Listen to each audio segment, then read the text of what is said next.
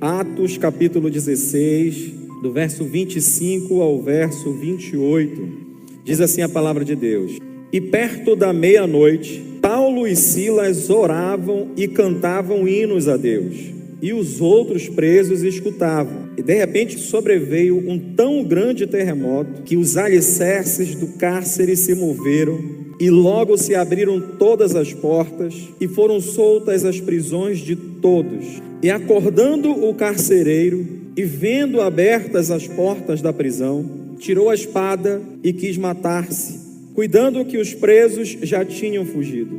Mas Paulo clamou com grande voz, dizendo: Não te faças nenhum mal, que todos aqui estamos.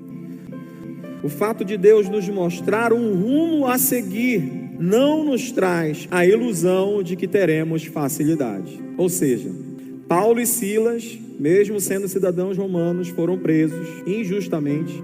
E eles foram mais do que presos, eles foram açoitados, eles foram despidos. Não é constrangedor, irmão?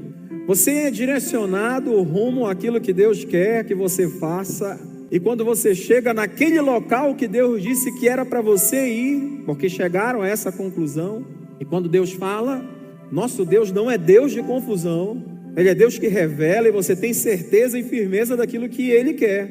Não era para ir para a Ásia, não era para ir para Betínia, vai para a Macedônia, chega lá em Filipos. E quando se pensa que vai ganhar a cidade de uma maneira totalmente fácil, eles são injustamente acusados pelo bem que eles haviam feito àquela jovem. Eles são despidos, envergonhados, açoitados com varas, presos, não somente numa cela, mas tendo os seus pés firmados num tronco.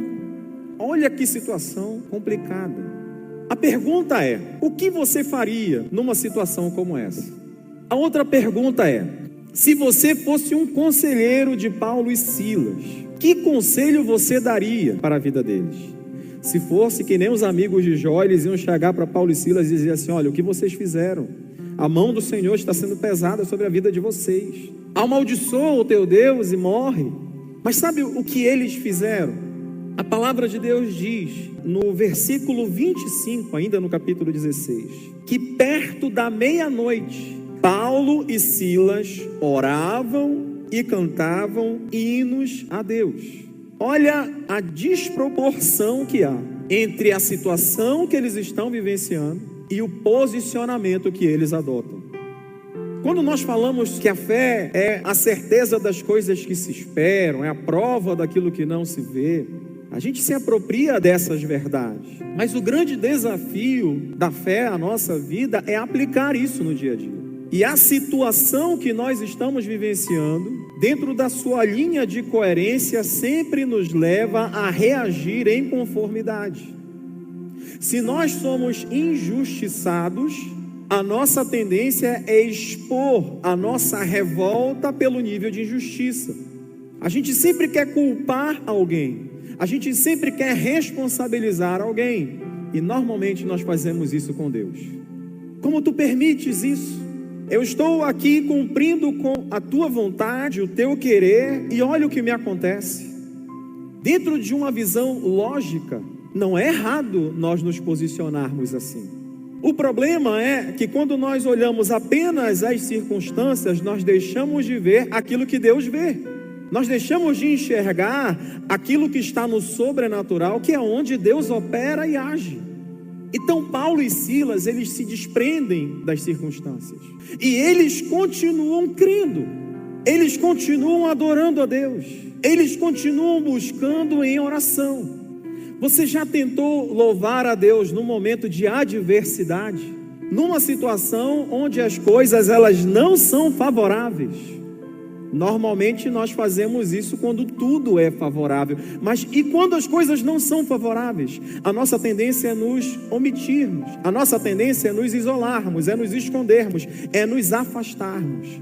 Mas a palavra de Deus diz que por volta da meia-noite, Paulo e Silas oravam e cantavam a Deus. Por quê? Porque a fé deles não era circunstancial.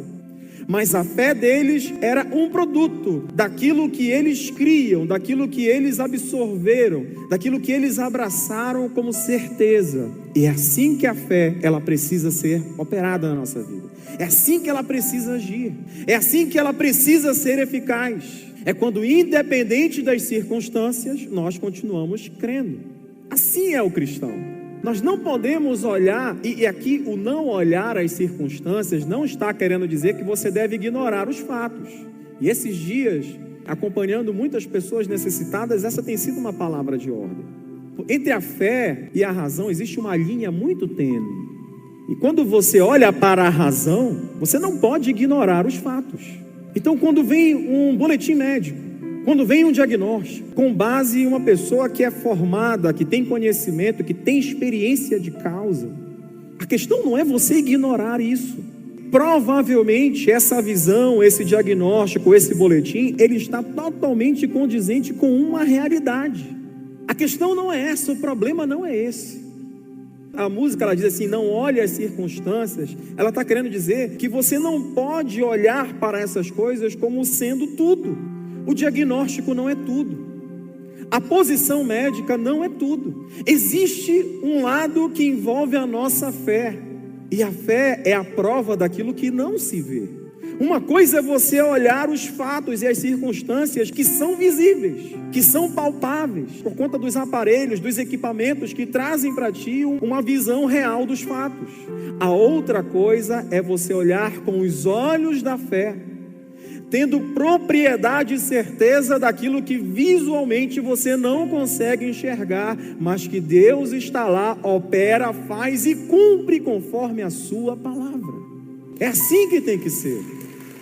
Então, entre a fé e a razão existe uma linha, e para nós vivenciarmos esse equilíbrio de não ignorar os fatos e não abrir mão do sobrenatural de Deus, a cada dia nós devemos amadurecer e crescer para vivermos nesse equilíbrio e não sermos extremistas, nem para um lado nem para o outro. Extremista por um lado de fé é você ignorar os fatos. Extremista no lado da razão é você ignorar a ação de Deus e olhar apenas aquilo que está sendo apresentado como algo lógico. Mas a fé, ela age além da lógica. No mundo espiritual, no ambiente de fé, 2 mais 2 nem sempre é igual a 4. Então aqueles homens confrontam isso. Eles estão presos. Eles haviam sido envergonhados, açoitados, humilhados. Os pés, eles não podiam nem sair do lugar onde eles estavam, porque eles estavam presos num tronco. Mas a palavra de Deus diz que eles não murmuravam, eles não reclamavam, eles não questionavam a veracidade do direcionamento de Deus, mas eles continuavam crendo, porque somente a fé em Deus te leva a buscá-lo em oração e a louvar o seu nome. Foi isso que eles fizeram.